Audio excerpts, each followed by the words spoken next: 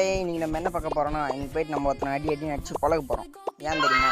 ஏன்னா அவனை பிங்க் நோஸில் வந்து கத்தி எடுத்து மண்டையில் தட்டு போகிறான் மக்களே, பாட்டு பையன். அதனால் வாங்க அவனை போயிட்டு மண்டையிலே தட்டிட்டு அவன்கிட்ட ஒரு நியாயம் கேட்டு வரலாம் மக்களே. அது மாதிரி சேனல் லைக் பண்ணலாம், லைக் பண்ணிட்டு சப்ஸ்கிரைப் பண்ணுற சப்ஸ்கிரைப் பண்ணுற மக்களே. அது மட்டும் இல்லாமல் இப்போ வந்து எலெக்ஷன் ரிசல்ட் வேறு போயிட்டுருக்கு. ஏற்கனவே அதில் வந்து டிவிக்கே தான் அதிக வாக்கு வித்தியாசத்தில் இருக்குது. எல்லாருக்கும் தெரியும் நினைக்கிறேன். அதிக தொகுதியில் வந்து வெற்றி பெற்றிருக்கு.